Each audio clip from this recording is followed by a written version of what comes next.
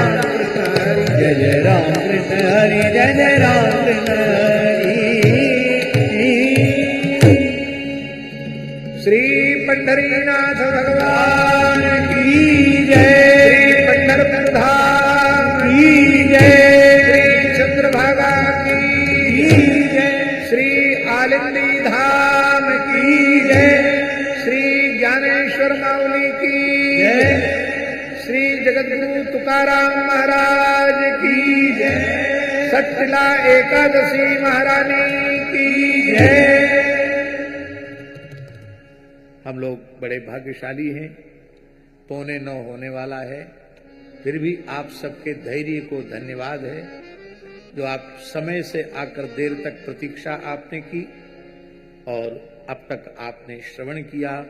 भैया, चाहे जितनी अवस्था हो गई हो और चाहे जितना संसार का जो कुछ भी हमने प्राप्त कर लिया हो, पद प्रतिष्ठा ऐश्वर्य, यदि इन आंखों से भगवत दर्शन नहीं हुआ तो हमारा मनुष्य जन्म व्यर्थ है। कितने जन्म हम लोगों के व्यर्थ जा चुके हैं, अब यह जन्म व्यर्थ न जाए।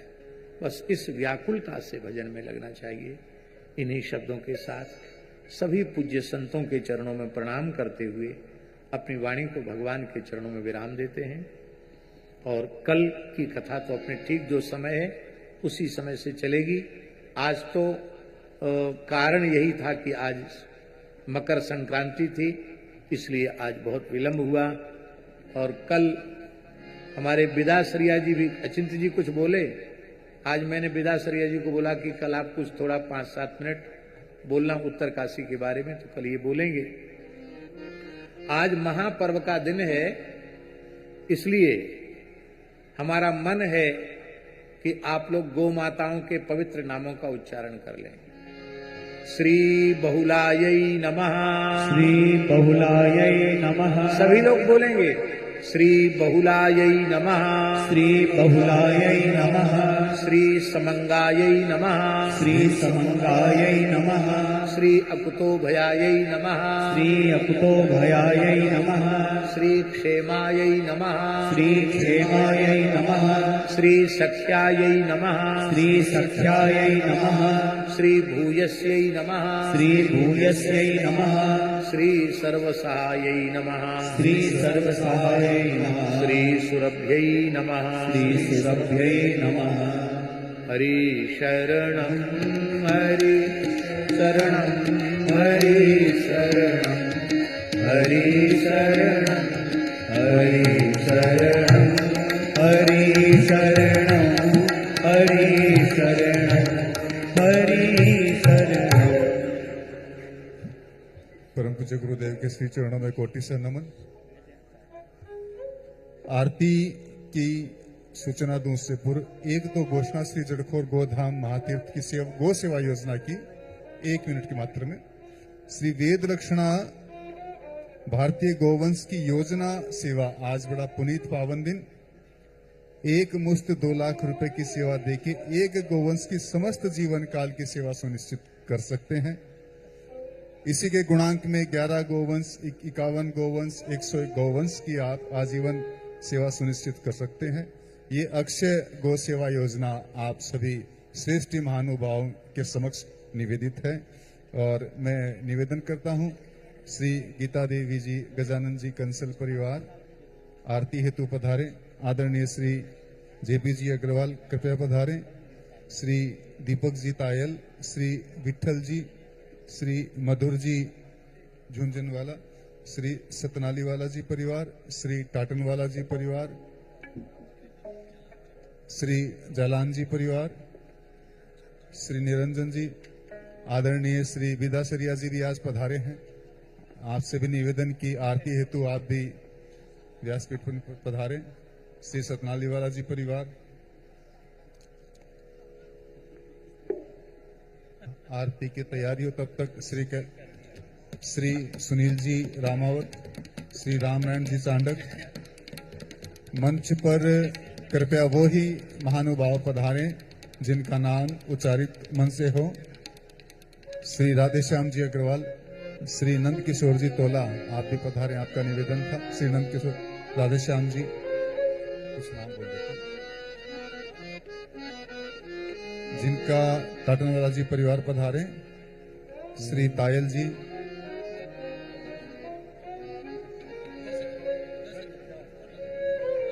श्री कैलाश जी, श्री विश्वनाथ जी पचेरिया जी भी हैं। कृपया आप भी आरती हेतु पधारें।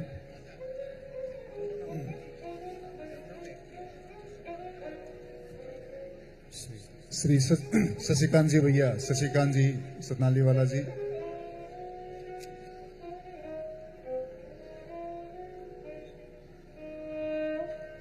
कुछ जानकारी कैलाश जी श्री जड़खोर के गोगव्य के विषय में दे रहे हैं।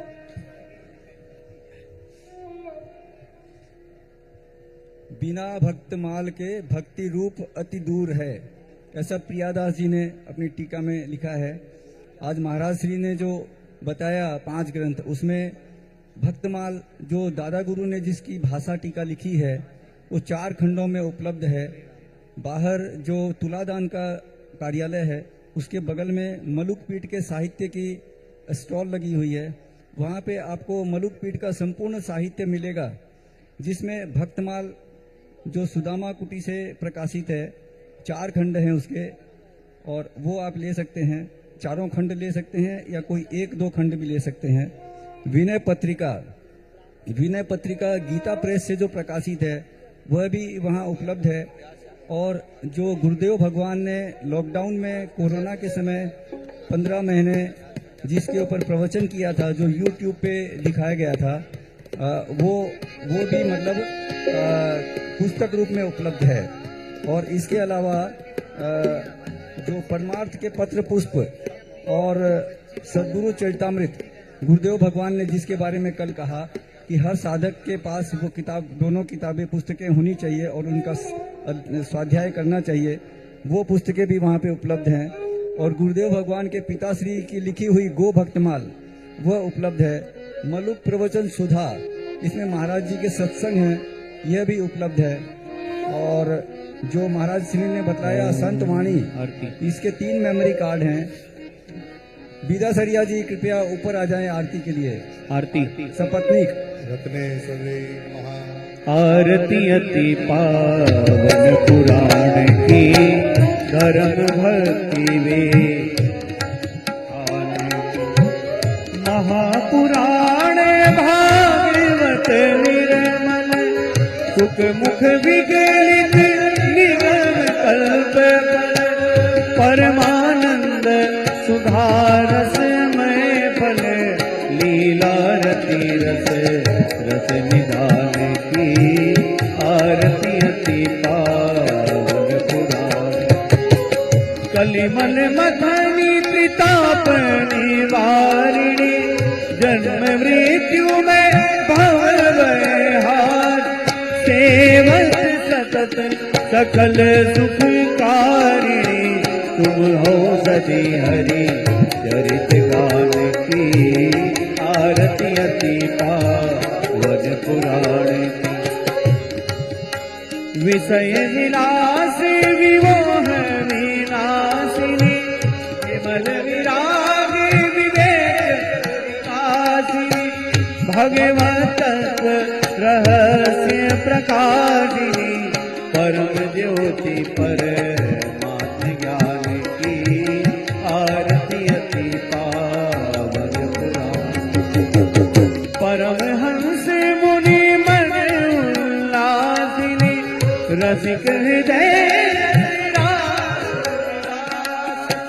मुक्ति मुक्ति रति प्रेम सुदासिनी कथा कीर्तन प्रिय सुजान की आरती अति पावन पुराण की आरती अति पावन पुराण की। हरि ओम यजनेन यज्ञमयन्त देवास्तानि धर्माणि प्रथमान्यासन्नो ते हनाकं महिमानः सचन्त यत्र पूर्वे साध्या सन्ति देवाः सेवन्तिका बकुल चंपक पाटलाब्जे पुन्नाग जाति करवेल रसाल पुष्पै विल्वा प्रवाल तुलसी दल मंजरी भी स्वाम पूजयामि जगदीश्वर।